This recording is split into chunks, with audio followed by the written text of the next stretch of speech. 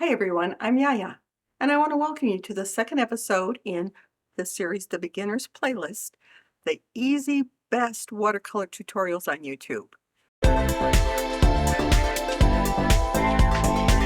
Last week, if you were with us, we looked at some really cheap watercolor supplies, the kind you use if you don't know if you really want to do watercolor or not.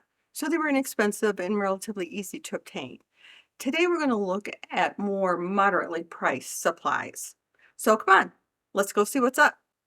So as I mentioned, we're going to look at moderate and more expensive supplies today. In addition, we're going to look at some other papers, paints, and brushes. And of course, the best, save to last, the best videos to continue your learning. So the first set today are supplies that I used when I started, and I still use them as my travel set today. We have the Winsor and Newton Cotman. It's a little travel set. I have the snap brushes that if you saw last episode, I talked about I'm still using them to this day for my everyday painting. And the Academy watercolor paper that we talked about last week. If you want to spend a little bit more money, this is it. You can buy the three of these items on Amazon for $61.32 as of yesterday. It might change with tariffs because it's already gone up since I bought it. So this is my Winsor Newton Cotman travel set from the first slide, and it's my actual palette, and I still use it when I travel. And this is what it looks like. The paint comes in these little buckets, and they're called pans, and this size happens to be half pans. They come in half, and they come in whole. So whole is twice the size of this.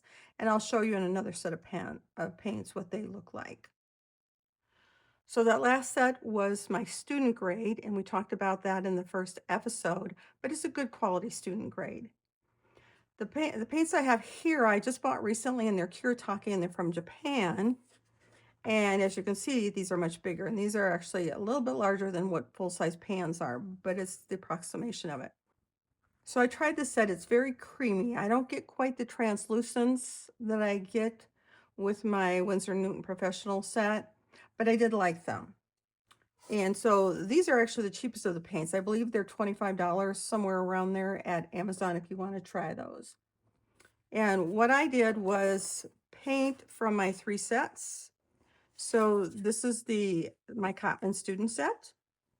This is my professional set. And this is a Kuretake.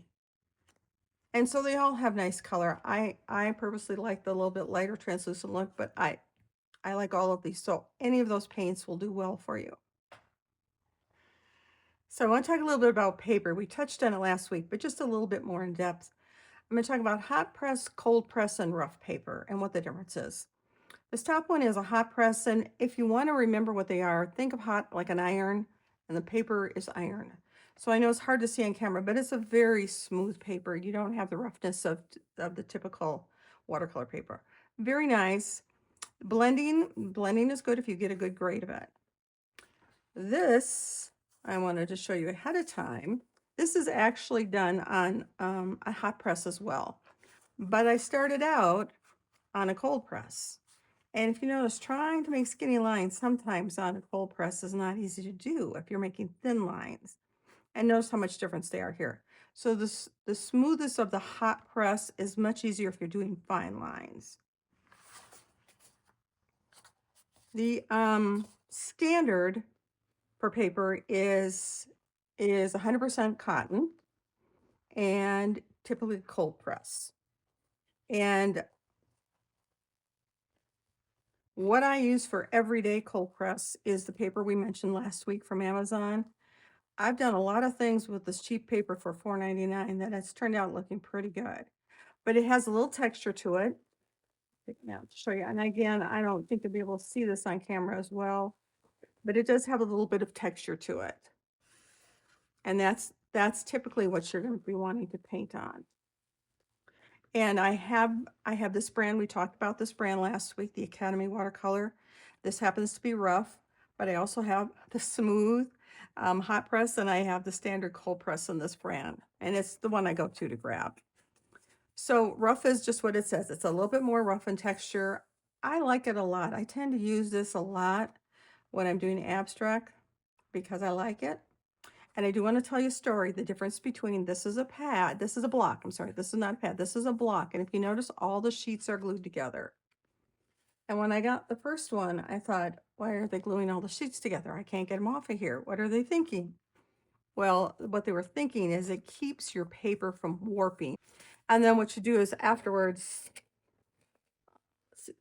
thing here is there's always an opening. Sometimes it's at the top, sometimes it's at the bottom, sometimes it's at the corner.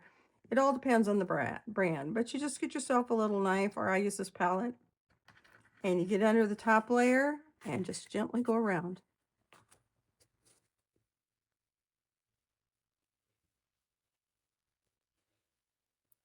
Just so you know how to take apart a block, because I didn't know how to do that.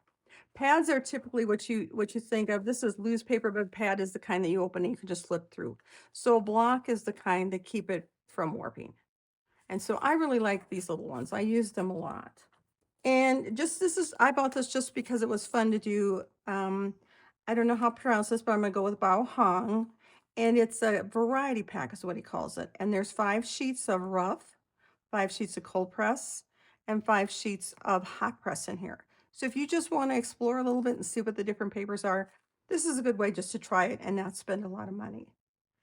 And so something that's been helpful to me is I made a color chart of my colors.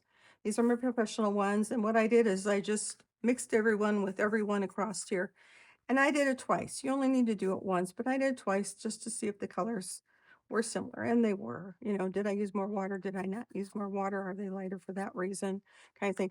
But this is very helpful when you're looking for a color paint and you're not familiar with color mixing. I found this very, very helpful.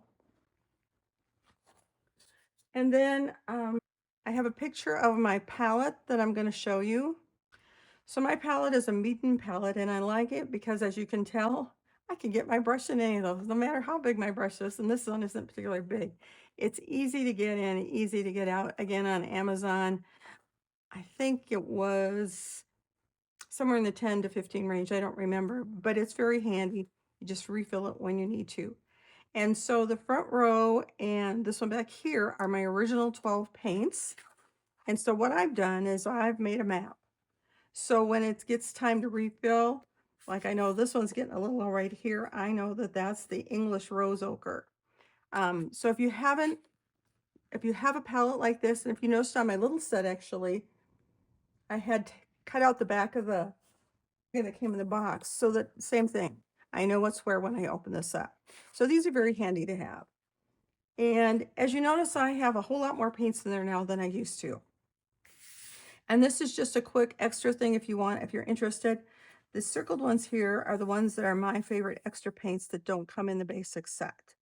So I will put a list of those down below if you're interested in getting them. But I like the blue-green tones. I kept mixing up dark brown to gray. Well, they have a sepia that works great. So that's one of my favorites there. This Pearline green looks really dark on here, but it's really just a super dark green. It works nice when you're doing forest and landscapes and on trees and you need that little bit darker tone. So again, down in the description, if you're interested in a few more colors that are handy, I'll put the list there. Okay, last of all, on the moderate supplies, I just want to talk about brushes a little bit. And just so you know, there's no standardization in size of brushes, so beware of that. These are my snap brushes, these 3 right here, and they come in a 2, 4, and 6. And a 6 round, you're going to hear a lot of the videos say that's what they were using. For some of the washes and larger florals, they'll use a bigger round brush. And I have a 16 here that I pull out for that. This is a brush also by Princeton, but it's a Glacier blend. And you can see it's very small. This is my favorite thing for doing little dots, little tiny detail wherever you need it. It's a great brush. I like that. And then just this past week, I got a dagger brush. I've heard a lot about them. So I'll give you more update when we do an episode all on brushes, but this is what's called a dagger brush. So for now, if you get yourself a 6, I'd say a smaller one and a large one, you are set to go. So the second thing I promised was a little bit more expensive supplies. And on here I have the set that I use, and that's my Winsor & Newton professional set that I have in my palette. It's also, if you want to try just a little bit upgrade on the brushes, you don't need to. I bought them just to try them recently because Michael's had them on sale, but they're out of them. So the same set is on Amazon. They are Princeton and they're Aqua Elite. And I'm very happy with them. I really like those two, but I still usually grab my snap brushes first. And then finally, if you want really nice paper, Arches is like the creme de la creme of papers. And I keep a small one, just a 4x9. So this is my Winsor Newton professional set. And I just want to show you how it comes. It comes in tubes. So you use the tubes, you refill your little palette with the paint here. So what I do is, like recently I had to order a couple more paints and keep it in there. So I don't paint out of this. You can, that's why they give you the spots here, but I actually use that palette. And this is a copy of the Arches pad. And as you can see, you get nice paper and you can do some pretty nice washes with it. So if you want to spend a little bit more, all those supplies there, they'll add up to $116 and a little bit of change. So depending on what your pocketbook lets you buy, either go cheap from last week or go with the moderate or more expensive from this week.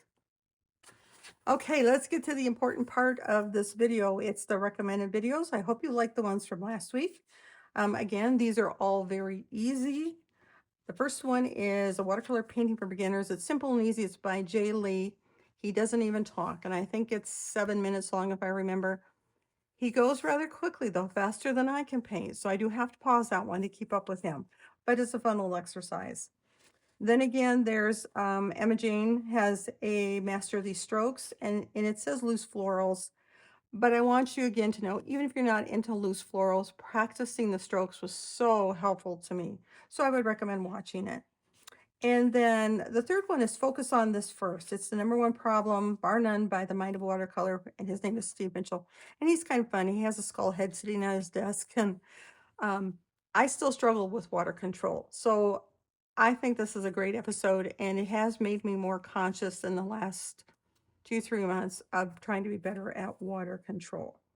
So I hope you enjoy those. Thanks for watching.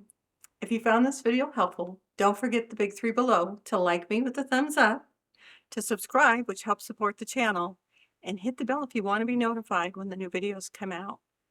So let's close as always with YaYa's Irish blessing. May the Lord bless you and keep you. May your heart be light, your colors bright, and may you be filled with joy and peace in the beauty that you create. Until next time, bye.